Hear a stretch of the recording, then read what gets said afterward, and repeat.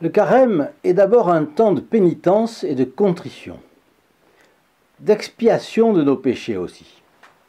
Expiation de nos péchés parce que nous sommes pécheurs et nous devons bien expier nos fautes.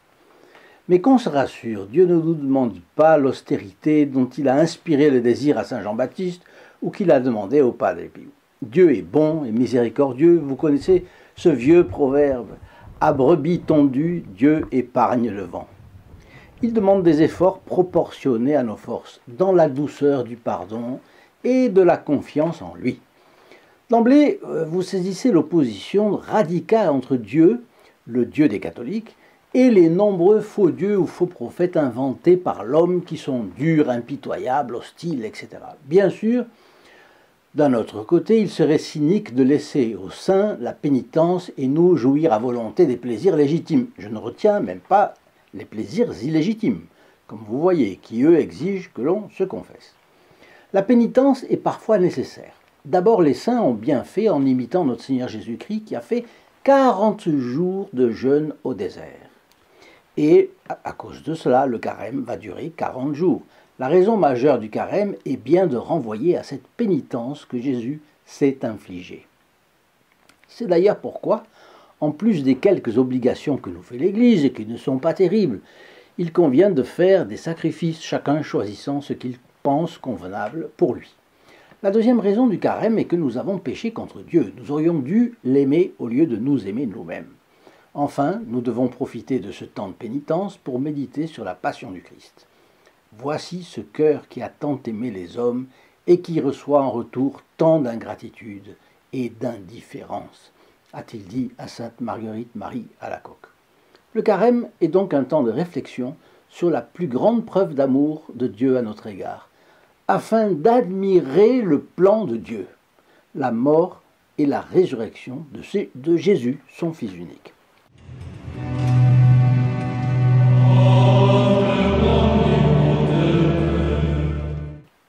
Chers amis fidèles du Padre Pio, bonjour, mon nom est Jean Goyard et vous assistez au programme Sur les pas du Padre Pio. Nous commentons ici régulièrement la vie du Padre Pio, moine catholique canonisé en 2002. Sa vie a foisonné d'anecdotes passionnantes parce que, bien que resté 60 ans dans son couvent de San Giovanni Rotondo en Italie, il a curieusement eu une vie sociale, puisque des millions de personnes ont afflué des 4 coins de la planète pour se confesser et lui soumettre des problèmes difficiles. À sa prière se produisaient de nombreux miracles et des guérisons, des maladies graves, très graves, les plus diverses. Sa mission était d'arracher les âmes aux griffes du diable, ce qu'il faisait au moyen des dons absolument hors normes qu'il avait reçus de Dieu. Si vous n'êtes pas abonné à la chaîne, vous avez manqué 750 anecdotes incroyables du Padre Pio. Pour vous abonner gratuitement, il vous suffit de cliquer sur le bouton approprié dans la description de la vidéo, ici en dessous, et d'actionner 2 fois la clochette. Ainsi, vous ne perdrez plus ce qu'on appelle les fioretti de sa vie. Précisons que selon saint Jérôme, père de l'Église dont l'autorité est immense, le carême est de tradition apostolique, ce qui signifie que c'est une tradition qui nous est venue directement par les apôtres, transmise par les apôtres. Que fait-on pendant le carême ? En plus du sacrifice volontaire que chacun choisit comme il veut, nous savons qu'il y a le jeûne et l'abstinence. Et cela commence avec le mercredi des cendres. Aujourd'hui donc, ce jour est appelé mercredi des cendres en raison des cendres que l'on reçoit à la messe ce jour-là. Le prêtre fait une croix sur notre front avec la cendre des buis bénis de l'année précédente. Et il dit à chacun, « Souviens-toi que tu es poussière et que tu retourneras à la poussière ». Ce qui renvoie à notre existence donnée par Dieu qui nous a tirés du néant et à notre mort aussi, la mort se caractérisant par la séparation de l'âme et du corps et puis par la dégradation du corps ensuite jusqu'à se défaire en poussière. Le carême commence le mercredi des cendres et il dure jusqu'au dimanche de Pâques, 40 jours. Je parle spécifiquement du carême des catholiques romains, bien entendu, car en Orient, les catholiques ont un carême plus sévère, plus semblable à celui qui subsistait au début du XXe siècle. Petit à petit, l'Église a beaucoup mitigé en Occident les exigences du carême pour les adapter aux capacités des hommes modernes, disons. Le mercredi des cendres, aujourd'hui donc, est un jour de jeûne et d'abstinence, ainsi que le vendredi saint. Il n'y a donc que 2 jours dans l'année où l'on pratique le jeûne et l'abstinence ensemble. Abstinence signifie abstinence de viande. Elle est prescrite tous les vendredis de carême, ce qui, cette année au moins, fera 7 vendredis, si on compte le dernier, le vendredi saint, 3 jours avant Pâques, quand nous commémorons la mort au calvaire de notre Seigneur Jésus-Christ. Abstinence, de son côté, veut dire abstinence de toute viande. On mangera donc du poisson, des œufs, des laitages, en plus des légumes, etc. Mais pas de viande, ni rouge, ni blanche. La raison principale est qu'on se prive de viande par égard à la chair crucifiée de Jésus le vendredi saint. Qu'est-ce que le jeûne? C'est se contenter d'un seul repas normal dans la journée, d'un petit déjeuner réduit le matin et d'une collation. Certains prennent le repas normal à midi, réservant la collation pour l'heure du dîner. D'autres choisissent de prendre le repas normal le soir et réservent donc la collation pour l'heure du déjeuner. Ce choix est laissé à l'appréciation de chacun. L'obligation d'abstinence de viande vaut pour tous les fidèles. La règle est de toute façon de ne jamais porter préjudice à sa santé, évidemment, ni d'empêcher l'accomplissement des devoirs d'État. L'usage de viande est permis aux personnes de santé faible, c'est-à-dire aux malades, aux convalescents, aux enfants, aux vieillards, ainsi qu'aux voyageurs. Les circonstances de la vie moderne ayant rendu cette pratique très difficile, voire impossible selon les cas.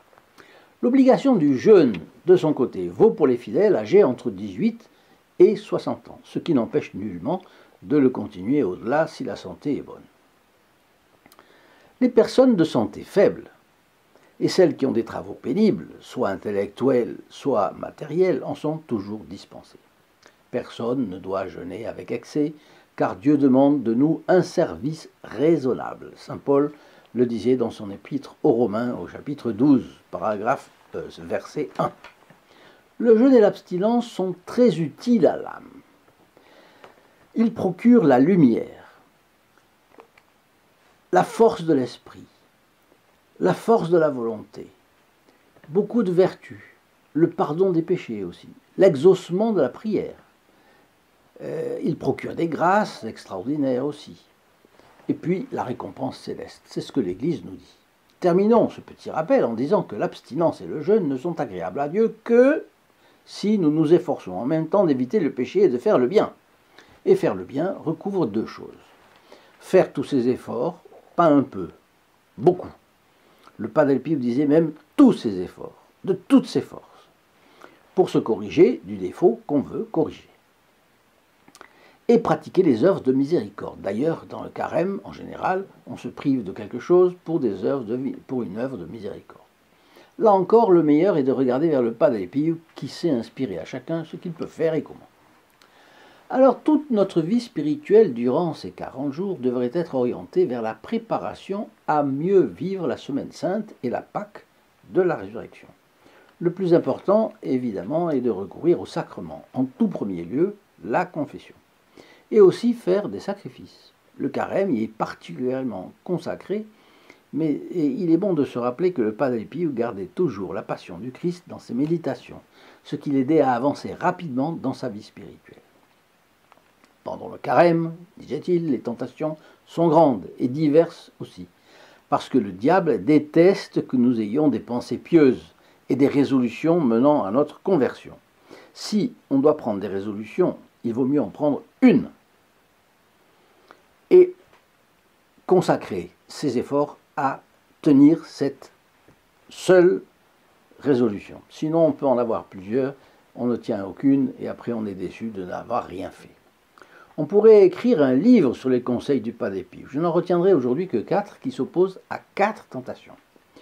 D'abord, la tentation contre la tentation de découragement. Il disait, ne vous inquiétez pas pour demain, tâchez de faire le bien aujourd'hui. Pendant ces 40 jours, disait le Padre Pio, dites-vous qu'à chaque jour suffit sa peine. Faites que ce jour soit spirituellement parfait. Bien. Vous n'avez pas réussi aujourd'hui. Vous le ferez demain. N'abandonnez pas. Le carême, c'est la lutte, c'est la persévérance, c'est mériter ce que notre Seigneur a fait pour nous.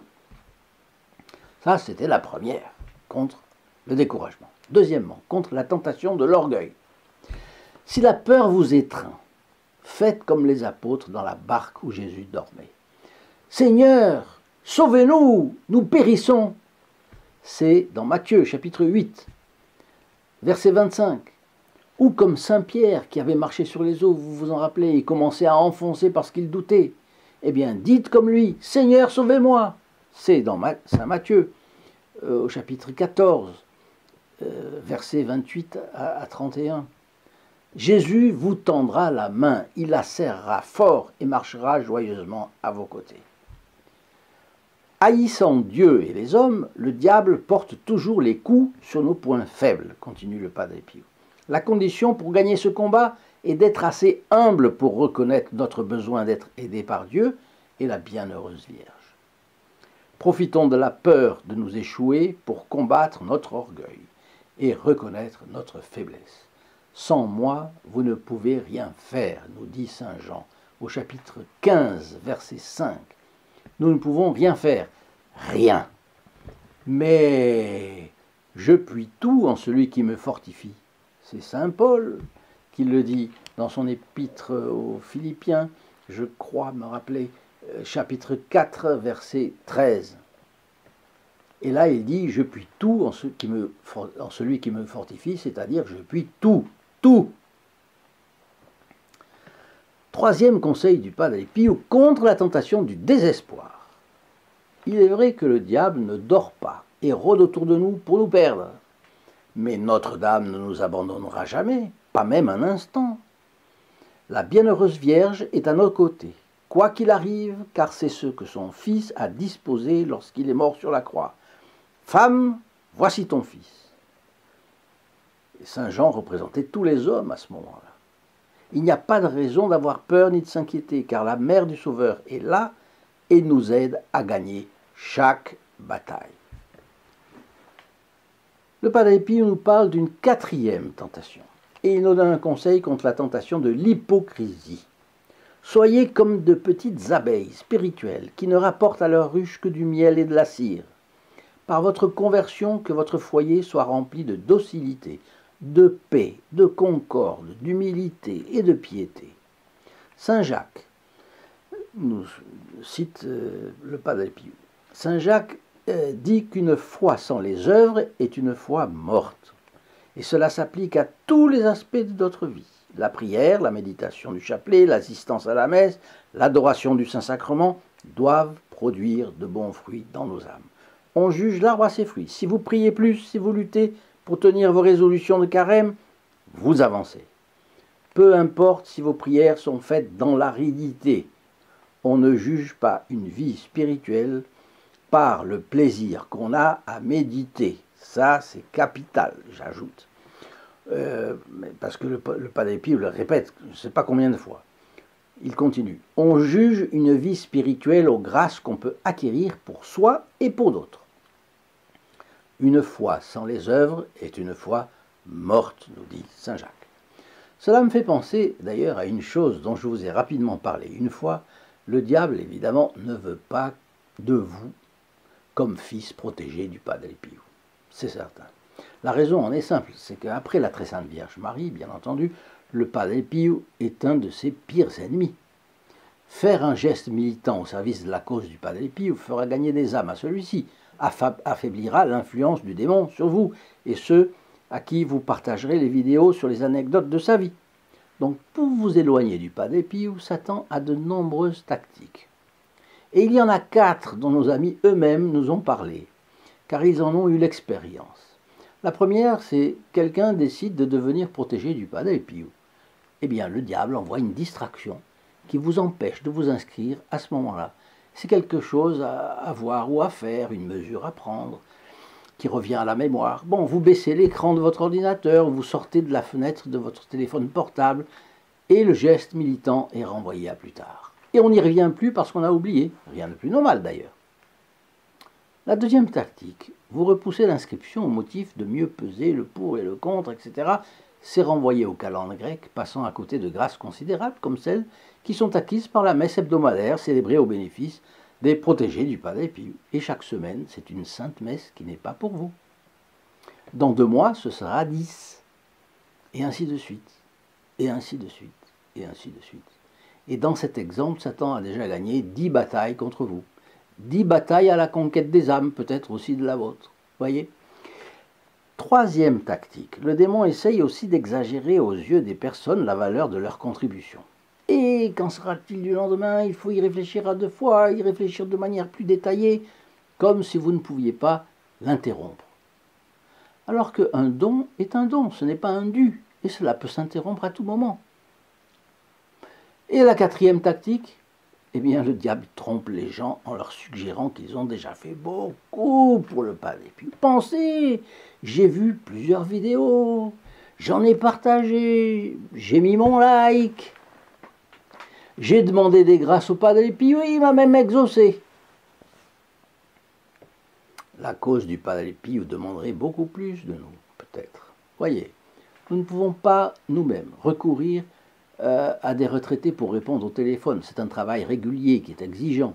Il faut des jeunes dont la vie puisse se combiner avec ces exigences. Ce n'est pas facile de les trouver déjà. Il faut payer le local, les lignes téléphoniques, les moyens informatiques, et il faut défrayer ces jeunes aussi. Et bien que nous ayons installé ça en province, la région parisienne c'était exclu évidemment, cela nous coûte 3 500 € par mois. Il faut ajouter 700 € pour la gestion de notre page Facebook, opérée par notre même base en province. Puis il y a la publicité afin de trouver les âmes éventuellement intéressées, qui existent évidemment. Mais comment les trouver sinon? Donc 500 € par mois de publicité pour le réseau social Facebook et 2000 pour être autorisé à passer des bannières sur YouTube. Et enfin, il faut compter 500 € par mois pour s'assurer d'un employé chargé de faire les envois par la poste qui nous sont demandés. Nous sommes déjà à 7200 € par mois. Vous vous rendez compte? Chaque mois qui passe, 7200 €. On ne se rend pas compte, mais c'est très lourd à porter. Vous comprenez ça? En plus, il faut compter les timbres. Un petit ouvrage à expédier, comme les prières du Padre Pio. Bon, demande 4 timbres, et non pas 1. Ensuite, une statue du Padre Pio qui coûte 18 € à réaliser en Allemagne, on l'a trouvé à le faire au Portugal, 12,90 €.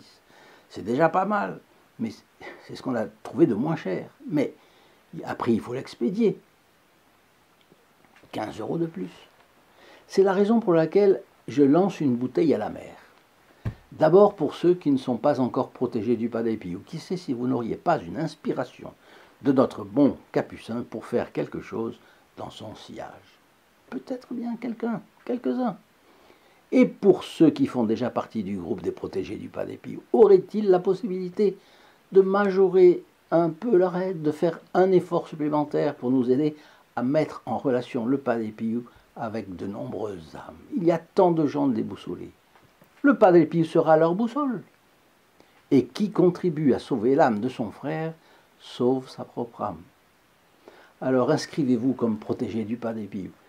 Et constatez vous-même ensuite ce qui se passera dans votre vie à partir de ce moment-là. Et vous en serez bien étonné. Chers amis fidèles du Padre Pio, je vous souhaite une très excellente, même bonne journée. Et je vous dis à la prochaine vidéo. Au revoir.